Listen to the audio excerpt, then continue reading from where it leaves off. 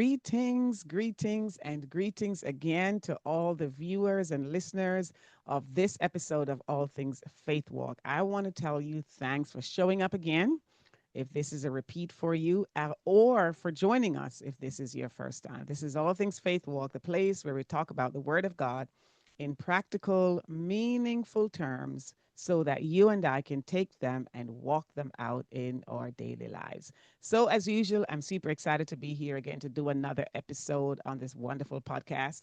And today I have a guest with me. His name is Kevin Cripe and Cripe. I'm sorry, That's okay. Kevin Cripe.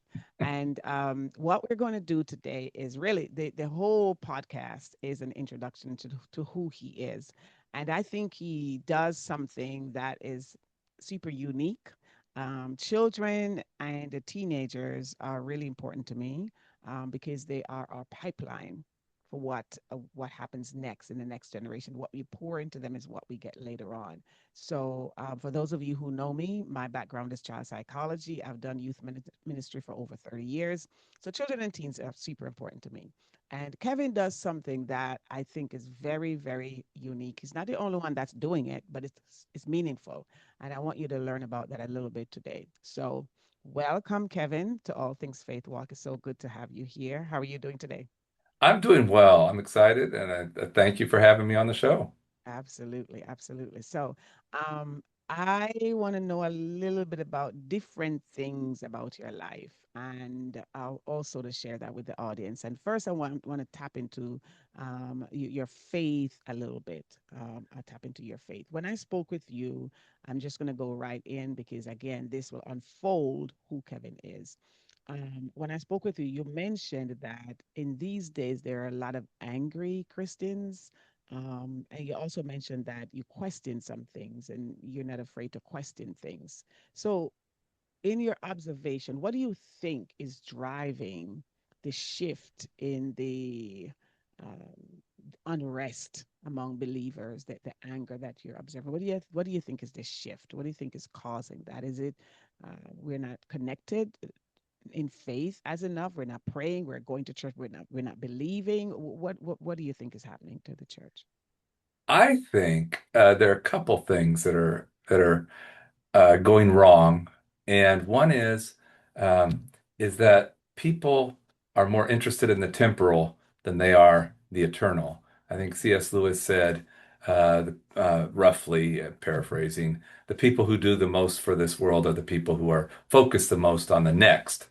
And so you have people who are caught up in everything in this world, and they're just so focused on the next minute in this world that they've forgotten that there's an eternity and that our job is to be the peace in the storm.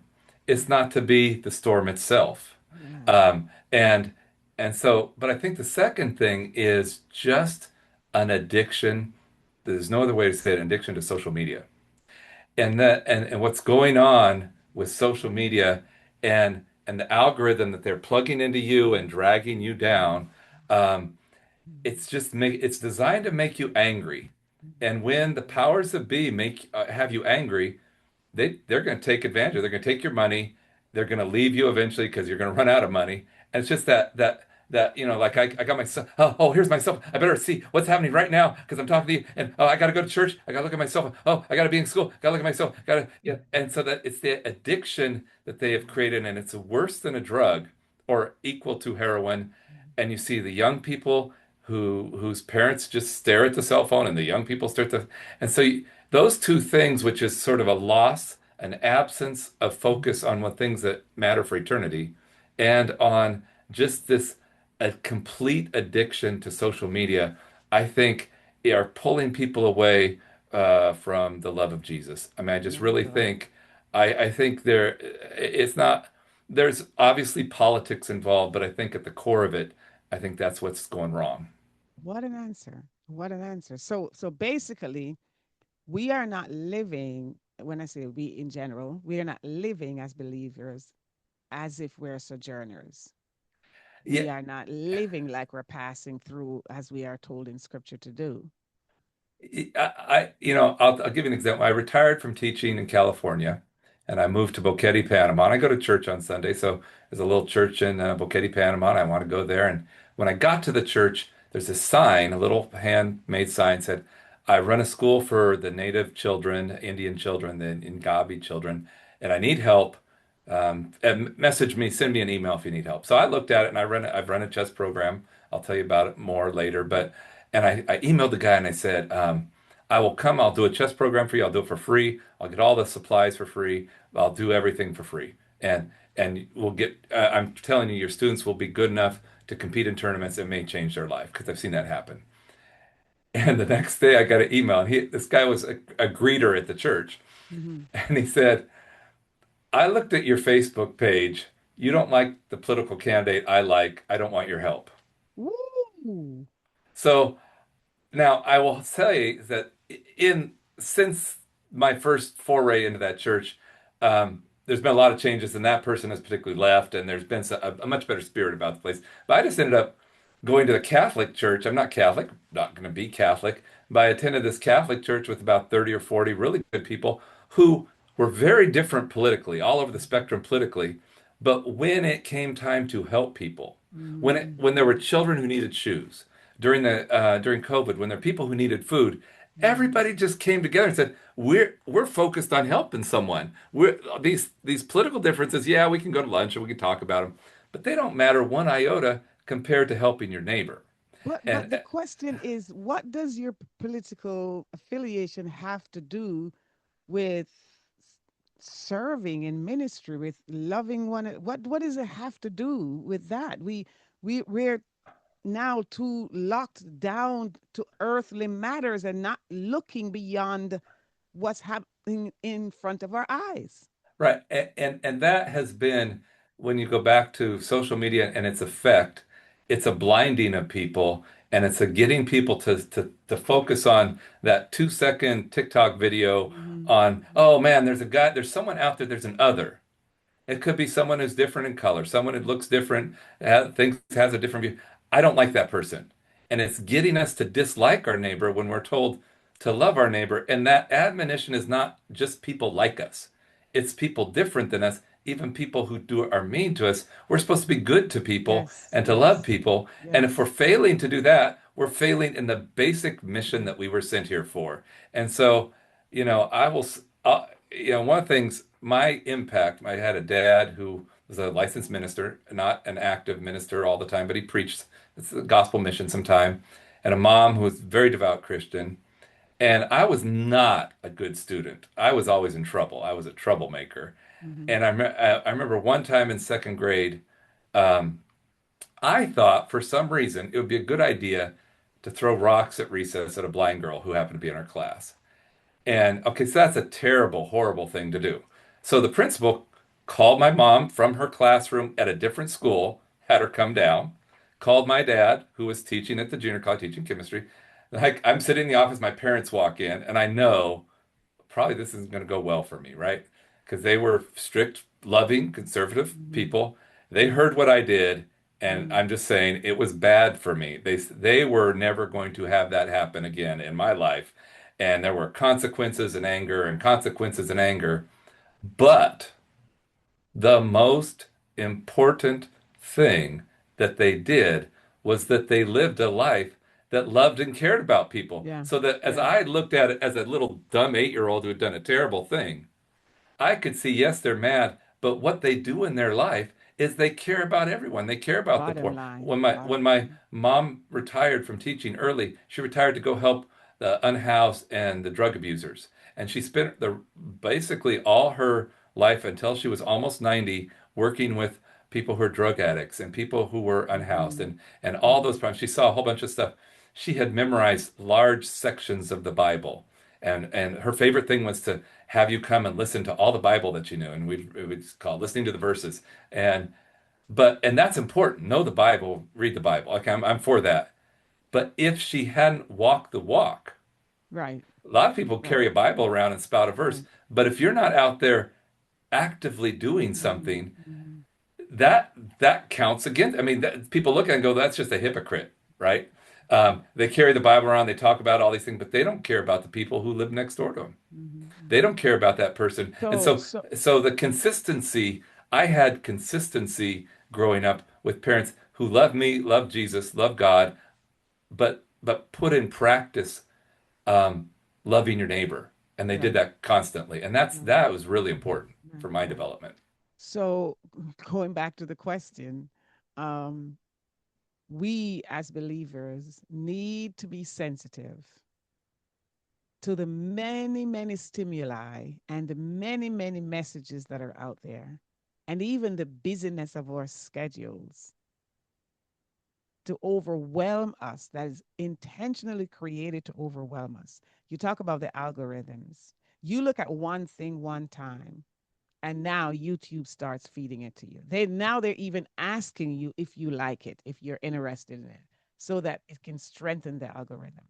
And it's there, like you said, it's created to keep us there. It's created to keep us addicted, keep us scrolling, keep us looking, keep us giggling at these 30, 20-minute, 15 seconds, I'm sorry, videos sometimes without a lesson in depth. So all those things water down impact of the word in our lives. All those messages we're getting dilute the word in our lives, making us looking angry, like you said, the description, unrest, lack of peace, anxiety, worry, busyness, distraction. Those are the results of those things. Yeah. And I was going to ask you, what's your biggest thing or culture that you wrestle with in the church? But I think I got it. I think I got it. A big one is social media, and I agree with you. You know what I call social media? Idolatry in disguise. That's I, my name for social media. I, Idolatry, and a lot of us are idolizing ourselves on social media. Don't see, seem to. I like at night, I'll come back from whatever I'm doing, go to the gym, go grab dinner. And like some of my videos are like World War II history stuff. It pops up on a reel. And I like learning about World War II or something historical or some story. But my rule of thumb is this something that's making me angry at someone who I don't know for no apparent reason? Mm-hmm. And I can go back to living in Central America. I know people on the left and right politically who would never watch any news from the United States. Not people they agree with, and that's the same thing. There's people I agree with, but I Mm-hmm. don't want to watch something that's going to make me angry at you. I don't know you, right? Right, right. I don't, you know, to go around and be in this perpetual state of anger Anger, yeah. about everything that you don't understand.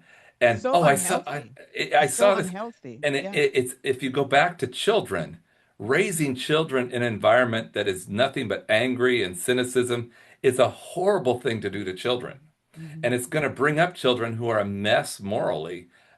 Who don't understand, who haven't seen, well, where's the love of Jesus in this person? All they do is watch social media and spout out anger all day, every day. Watch And the news and yeah, right. bitter So and I yeah. think my rule of thumb, if it's making you perpetually angry, get away from it.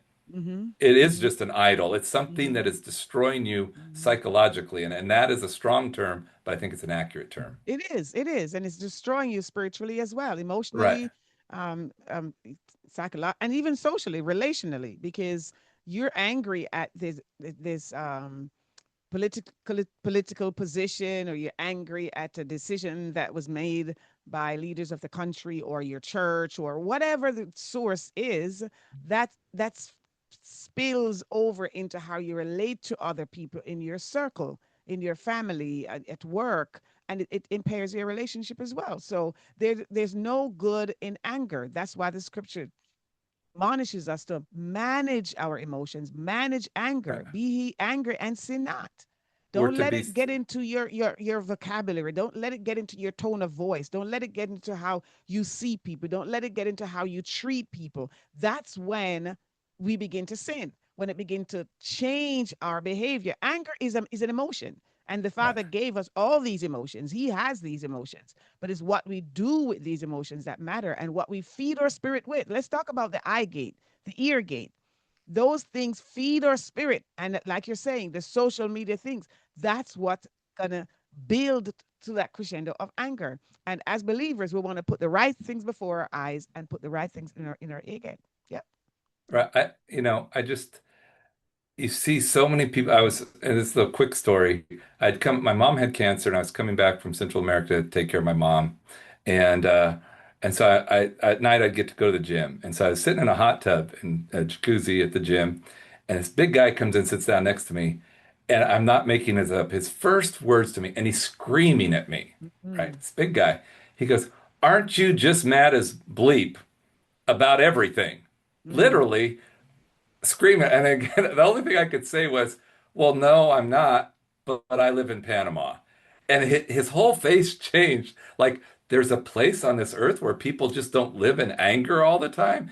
And wow. if I had been with a child, I would have politely left because I wouldn't want a child to be around that person. But I kind of was there and I was kind of, what's this guy so mad about? And he had a big house. He had just bought a $60,000 brand new truck. He had, he'd never missed a meal. He had health insurance. He had a blessed life. And yet Hmm. he's sitting there in this perpetual state of anger at people he's never met, Yeah. Yeah. about things he doesn't understand.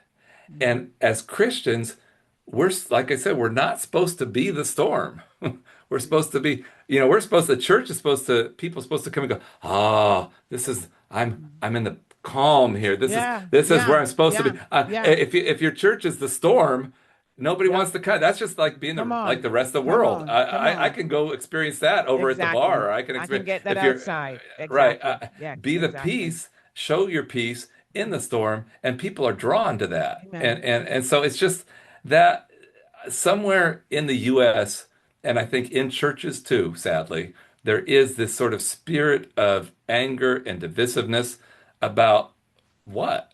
What's And that you know what? important? Let even not just the church as a body, but individuals. I'm a Right, believer. If an unbeliever encounters me and begins to have a conversation with me, they should sense peace.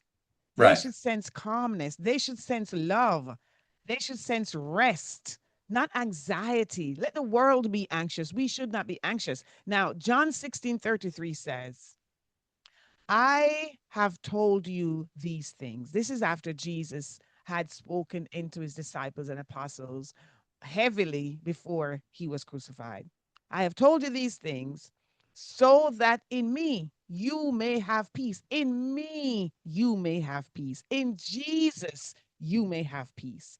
In this world you will have trouble, but take heart.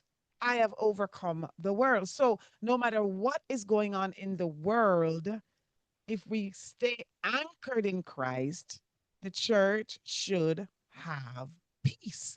And when Right. someone encounters us, experience that peace. And I think the call to be sober-minded, and we tend to associate soberness with no drugs or alcohol, but it's also clarity of mind that what are you allowing into your mind? What is it to be, Yeah. and there's so much, how are the people in the church, the leaders, the deacons, are they sober minded? Not just that they're free of drugs and alcohol, or the Right. however whatever the church view on Mhm. alcohol is, but are they sucked into this media void where they're just spouting out Mhm. garbage in their personal life, and then they come to church on Sunday and hold the Bible. I mean, people notice that. Yeah. People who are not believers notice, okay, that guy, yeah, he goes to church and talks about Jesus, but he seems so mad most of the rest of the time at everybody and everything. And again, I just, I've been mad before. I've lost my temper. I'm not a We all saint. have. Uh, Mhm. but I do think that people fail to see sometimes how blessed we are in Yeah. this country. Yeah. I have Definitely. three adopted children from Guatemala. They're siblings. And my ex-wife and I, we went down to Guatemala about 5 times many years ago, and we took them out of an orphanage, and we would go out and travel with them so they get to know us. And I remember one time coming back to the orphanage, we're dropping them off. There was a big parade or something, and we had to go an alternate route. The taxi driver didn't want to do it, but he took us by this garbage dump where about 1 million people live Mm. in a garbage dump.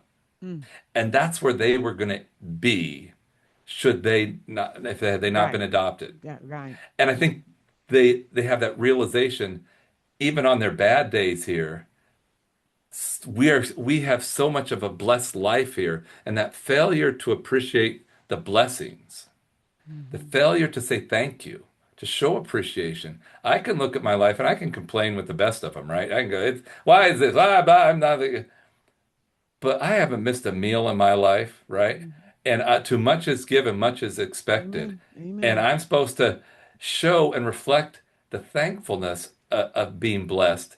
Because Mhm. if I don't, it, I am, it's almost a blasphemy in a way to have someone who's been given so much and to say, oh, well, man, look, I got to complain about this person over here because they, they didn't like my post on Facebook, blah, blah, blah, blah, whatever, some weird complaint that you're going to let sit in your life and be a negative force for a long time. So I It's think just, the big issue, and we're going to wrap this up and go out. I want to talk about the your work with young people, but I right, think the big issue at the end of the day is self-centeredness. The right. big issue at the end of the day is self-centeredness. Like I said, social media is idolatry in disguise. Idolatry, it's idolatry in disguise. It's all about you. It's all about your opinion. It's all about being heard. It's all about getting the likes. It's all about being followed. It's idolatry. So at the end of the day, it's self-centeredness, and that's not what we are called to as believers. We've No, emphasized the fact that when one encounters us, they should encounter peace and rest. They should yeah, encounter faith and joy. They should encounter the fruit of the Spirit. That's what a person, when they encounter us, especially the unbelievers, that's what they should feel. They should experience Jesus through us. And when we are not anchored in Him, this is what happens. The church gets angry. The church is anxious. The church is distracted. Everything else. But there's another piece that I want to transition to, and I know it's an abrupt transition, but I it's do okay. want to hear about your work Okay. um, with young people using chess. So you teach chess. What first drew you to chess, and when did you realize the powerful impact it could have on the lives of young people? My dad knew a little chess and he taught my older brother. Now my older brother is in the chess world a life master. It means he's attained a certain rating and he's much better than me at chess. But as I became a teacher, I my little saga of becoming a teacher, there was an interview for two jobs and there were four people and I turned they told me later I was the fourth candidate, but the top two people didn't want to work in that area because it's a poor area surrounded by all the major Mexican gangs. Mm, So I got chosen to be a teacher, not because I had a great interview, because I was like the only other person. So the first year, and this happens in schools, the other teachers, the veteran teachers come around and go, who are your smart ones? I go, oh, this person I think smart. And sometimes they go, yeah, they're smart. And I go, I think this one's really smart. They go, oh, no, they're dumb. They're dumb. They've been retained. Because with English language learners, what you would do 30 years ago is if they didn't speak English, you just retain them. That was the almost standard policy. It's a terrible idea. But I also felt these kids weren't dumb. And so the second year, I thought, okay, what can I do? There's but one of first, me. what drew you to chess? Was it your father? Yeah, my brother playing it, and then I had played in a few tournaments. So I said, I can create an after-school chess program for Oh, students. okay, okay. And so that the second year, I invited some students to come to a chess group that met after school 3, 4 times a week, and all the lessons were free for students. And so I'll never forget at the end of the first year, we were contemplating flying students from California to North Carolina to the National Chess Championship. Happened to be in North Carolina that year. It moves around. And female Hispanic teacher came to me. We had a meeting about should we fund this? Should the school Mm, provide money to put kids on airplanes to go to North Carolina? And she said to me, Mr. Cripe, please don't take these children to the national chess championships because they will only embarrass themselves. wow, a lot of And confidence, huh? at that moment, it's the poverty of low expectations, as I think Mm-hmm. President Mm-hmm. Bush once said, the second Bush. And I didn't say, because a bunch of things I wouldn't, because you got to be civil, because I wasn't happy with that. But I just said thank you. But I made it a point, kind of a resolute, I will take these children That's to right. as many That's right. tournaments as God allows me to. That's right. And so we went to about 200 tournaments over like a 20-year period and Mm. 14 national chess championships. And I was able to watch some students use chess to become first generation college graduates because Listen. poverty literal, literally is like a jail. Mm-hmm. Okay. Mm-hmm. And if the Mm-hmm. students don't get outside the walls Mm-hmm. of that jail, they don't Mm-hmm. see something They don't better, see they get stuck exactly, in it. And you exactly. get what's called generational Mm-hmm. incarceration. And so we had a lot of students whose grandparents were in jail and whose mom and dad were in jail at different times. And that's where they're headed. And they could be super smart and really good kids, but that's all they saw was what's around them. And so chess for the kids who were in the chess program was a chance for them to see, oh, that's what UC Berkeley's like. That's what Stanford looks like. Mm-hmm. Oh, this is an Mm-hmm. airplane. I've been on an airplane for the first time in my life. Mm-hmm. I can Mm-hmm. go travel. And so it became this opportunity, and watching kids use that was just a blessing. I still see a lot of them on their friends on Facebook. Can you share a story where you see chess making a difference in a young person's life without using name? Oh, I can tell you. Well, I can use her name because she told me I can use the name. My best chess player was named Julie. Mm-hmm. Okay, and a girl, and she had played chess for 3 or 4 years, and she was good enough to go to tournaments where she was competing against adults for prize money. Okay. Mm. And in her section were almost exclusively men who had played chess their whole life. So she's 14 years old. So we're at a tournament in Berkeley, and it's a 3 day tournament. So just so you know my routine, I would get up at 5 in the morning, pick up students. There's a group of students, take them to the tournament. There were 2 rounds a day, and each round could last 6 hours. So she could play a 6 hour game followed by a 6 hour game. And then we drive back and drive up the next day. So it's 3 day tournament, 6 rounds. At the end of the tournament, um, Julie has gone 6-0 and won first place and won like $600. Okay, which Against she gets grown men who've been playing grown men. chess. So we're it's a Monday, so I'm happy. But if there's you know anything about adolescents, they're slow. So I'm trying to get to my car because I got to teach the next day. It's kind of night. And so we're leaving the Poly Ballroom in UC Berkeley, and I'm about 70 yards ahead of the group. And this guy, adult man, comes running out of the top of the Poly Ballroom, and he's going, Julie, wait, Julie, wait, Julie. I want, and it's like I look, and of course I had the realization that all my students knew how to fight. So she wasn't really in danger. But I felt like it's my name on the permission slip. I Mm. better go back and see what crazy man wants with Julie and this group. So I trudge back. I'm not really happy because we're never going to get the car then, but I trudge back, and the guy runs up, and it's night, some interaction, and then runs off. All right. And I get there and I go, hey, ¿qué pasa? Julie, what happened? And big smile on her face. And she says, he asked me for my autograph. Oh. And she went on to become the first person in her family to graduate from college. She graduated from the University of Mississippi. Her brother, who's also in the chess program, was the second person. He went to the University of Pacific in California, got a degree in civil engineering. So you just saw those lives who they got out of it. They were surrounded. Julie once told me I can't wear blue because people beat me up. And I go, who's going to beat you up? People in my family. Go, well, that's bad. You can't wear a certain color. So, I mean, that presence of violence and gangs and poverty, to see kids escape it and get out and go have a life that's amazing. Um, I saw that over and over and over again. And so So it tell was me, amazing. tell me, what specific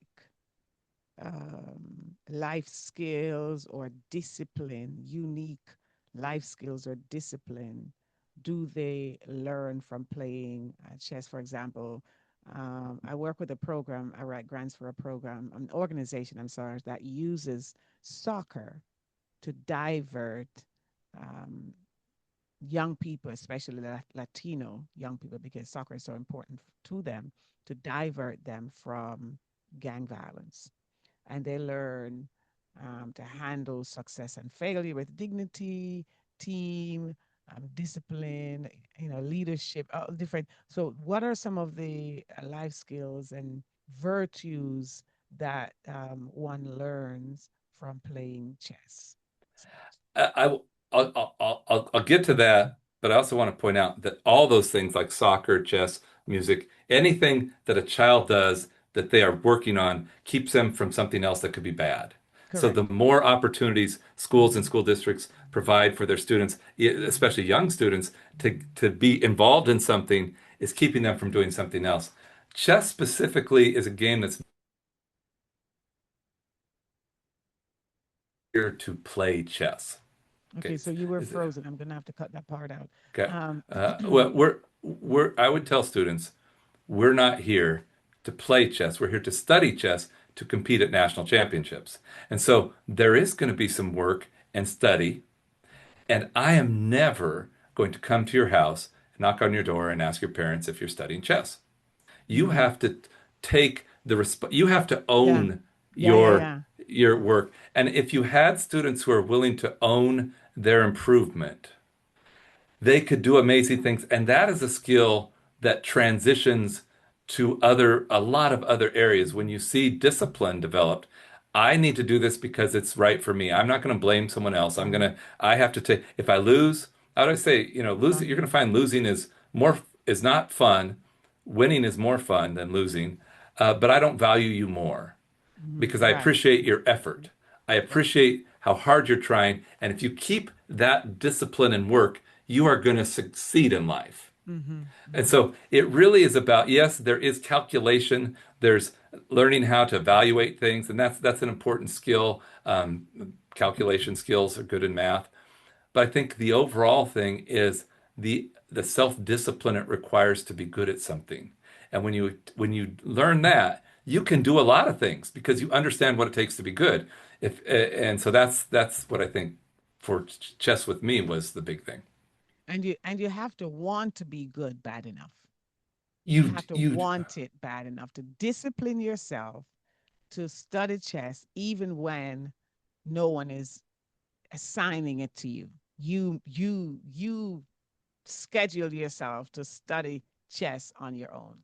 Right. And you have to handle, there's a girl, Liliana, she was in one of my last groups, and we're going up to, it was two tournaments, a tournament on Saturday, a tournament on Sunday at the same place.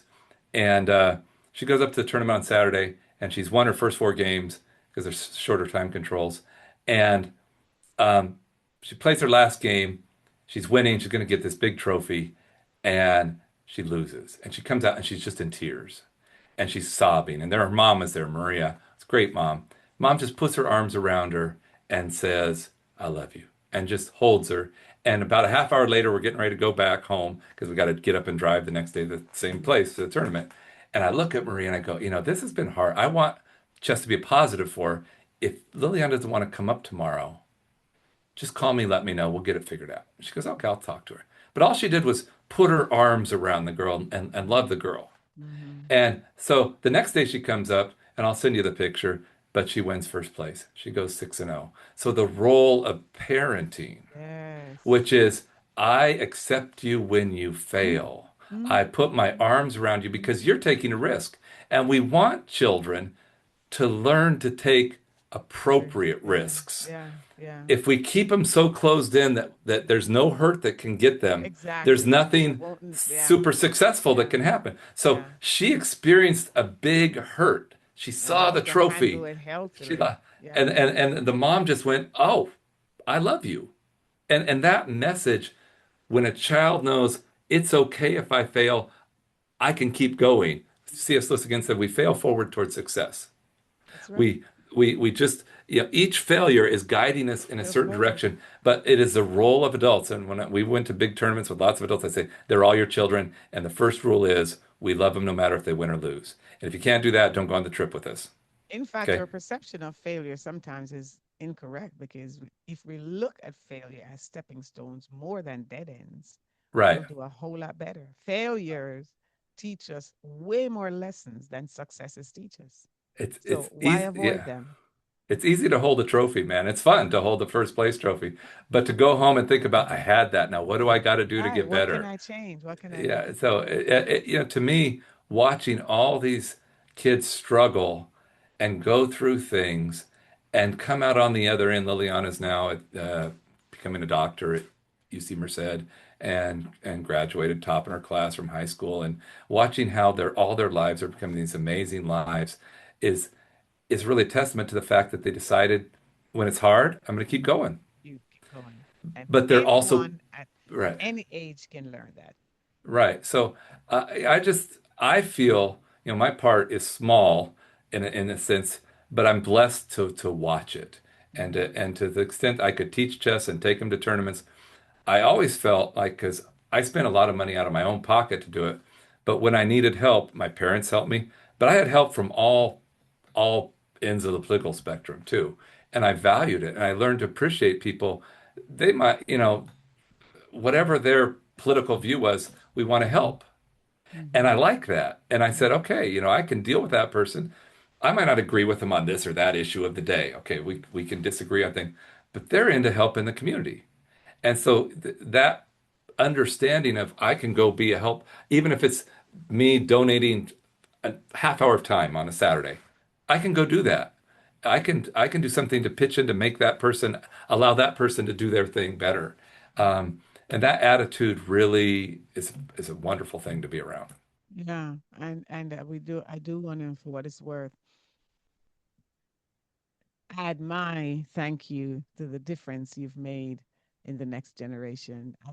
I know what it feels like to pour into a young person's life and see changes, positive changes take place in their lives. So, for what it's worth, I want to tell you thanks for the seeds that you have sown and the investments that you have made to change lives to a positive Right. direction. So, I've, like I said, I feel blessed, and it yeah, comes from a legacy from a parents who practiced what they preached. right, They right. weren't perfect, but Yeah, they showed me, here's what you do, here's how you involve yourself in the lives of people, and and that that's is an excellent segue to where I want to go in our last few minutes. Um, when I spoke to you, had a sense of gratitude. I want to tap into that a little bit. Um, one of the things you said, you're grateful, or sometimes you wonder why the Lord chose you to live the life that you're living. That to me spells humility. It spells um, gratitude, a thankfulness to the Father that you're grateful for the life that you live. I share the same sentiment. I love my life and I wouldn't trade it for anything. How much the Lord has blessed me to live the life that I live and to touch lives. And same with you. I just want you to touch on that a little bit about the gratitude, the place where you are with your life and how the Lord has brought you through the years and where you are in a nutshell, because we're running out of time. And also, you've authored several books, which we have not touched. And if it's even to mention the title of your books and where people can find them, I'd love for you to do that as okay. I, my dad had, I think I mentioned, 11 brothers and sisters, and they grew up in abject poverty. And one of the stories is they lived in an abandoned chicken coop for a year, right? No plumbing, no electricity. This family of 13, and my grandma and grandpa who didn't make it through elementary school, and these 11 kids who did some crazy stuff. And so almost all the men became pastors. All the boys became pastors. My late Aunt Mary was a missionary in Africa for 40 years. And we would get to these family get-togethers where there's like 40, 50 people and the aunts and the uncles. And it was that sense of how faith brought this family through some things. And the cousins, none of them had to go through that poverty. But we can all look and go, appreciate well. that faith heritage. Grandma, when we were sick, we'd go to grandma's house. My parents were both teachers. So and I think every cousin would say who got to go to grandma's house, she just was a loving woman who sang hymns and would pray for the grandchildren and just loved on everybody. So there was that, it was sort of passing down from generation to generation, that faith and that love and that joy and that optimism that was there at the family get togethers when we had Christmas and Easter and Fourth of July. Those were the best times. And Mhm. so I can't separate my own experience from the fact that I was blessed to have this enormously great family. And we can all look back. The cousins have gotten older and we've kind of drifted off to different ways, and some have passed away. But how much that blessing of family is that we had, that we got to share growing up, and the centrality of prayer Mm-hmm. and Mm-hmm. faith and optimism Yeah. to see Yeah. that and to appreciate how much we have Yeah. and to go back, like you said, to be thankful. Mm-hmm. Like I Mm-hmm. said, I have never missed a meal, right? And I'm And if not you did, bragging. it was my choice. Right, because my parents were saying, you don't want to eat. My mom said, you don't want to eat this tonight? Go to your room and you can be hungry. All right. So we had Mm-hmm. that choice. We could not Mm-hmm. eat mom's Right. cooking, but then we'd Right. be hungry. So just to think about it. And then as I got to travel, and then during the adoption, and I've been able to travel a little more to see, yes, we have so much. So This much. country's been so blessed, So and too much. much is given, much is expected. Yes. Yes. And so that, and then during COVID, I was in Panama, and I had a chance to write some books. I had a student come to my Panamanian chess group. I had 8 or 9 Panamanian students. It's my American student named Alex, and he's wearing a floor-length blue dress, right? And he goes, Steve walks in, he goes, "This is my favorite Cinderella dress." And I just looked. I'd never seen a boy in a dress before like that, and I went, "That's lovely. Come on in, have a seat." So I my job was not to evaluate who he was, why his parents were doing it. My job was to love that kid and let him be in chess club.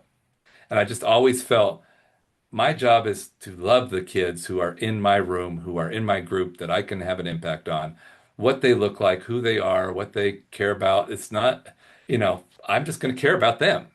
And Mhm. so I wrote a book called Princess Max Conquers the World about a boy who wears dresses and is good at basketball. And then I had another book about race, African American family in Tennessee. And in Tennessee, they still have the bust of J.D. Forrest, um, um, who was the first imperial wizard of the Ku Klux Klan, and they named schools after him, and they have his bust in the state house. So I kind of wrote a fictional book about an African American family having to deal with racism at the Mhm. school called The Good War, and then sort of a dark political allegory called The Little Boy Who Cried Hoax. So I have some illustrated books out there. And I'll send you the link for the book Yeah. website. But Yeah. I enjoyed it because, and my favorite part was each book has a different illustrator. Mm-hmm. And I wanted the illustrators to represent the illustrations in a certain way, and each book is different. And when I look back at it, they just nailed it. And it was fun to see that was the idea I had. And that illustrator, one was a Venezuelan who lived in Colombia, one's from Croatia, and one was a lady in the UK, all from different places who illustrated books, a different book, but did an amazing job and took those words and put them in pictures. It was fun. So I just felt I have a chess book out there that I've written a few years ago. It has 500 pages about how children learn chess called The Learning Spiral. But the three illustrated books have been the ones that have really been fun to do. Awesome. So, so, Awesome. so Awesome.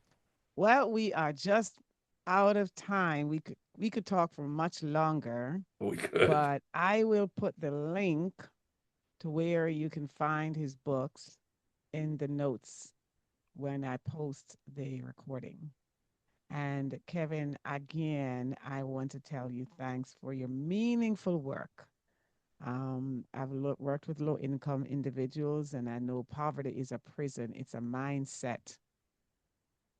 It's more than lack of resources. It's a mind, it changes people's minds. And if you can get them to see broader and experience broader, then they can see the possibility of getting out of this Right. prison and that there's more than what I know. So kudos to all that the seeds that you have sown, the rewards that you've seen, the changes that you've made in individuals' lives. There's a difference that all of us can make at different degrees, wherever we are.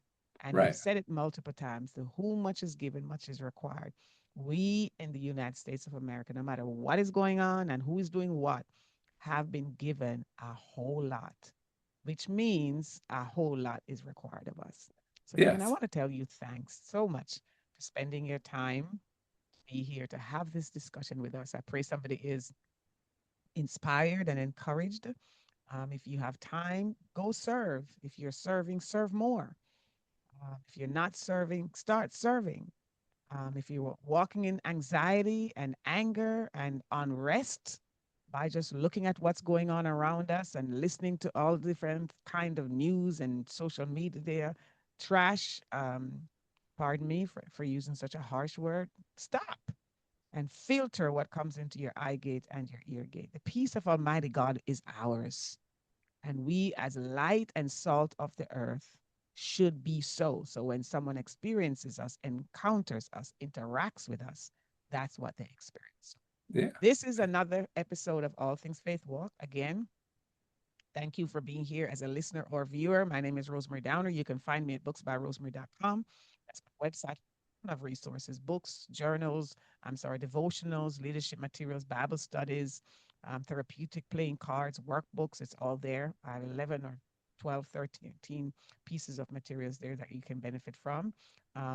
You can find me on Books by Rosemary or Books by Rosemary Downer, both Facebook and Instagram. So, again, thank you so much for joining me for another episode of All Things Faith Walk. Until next time.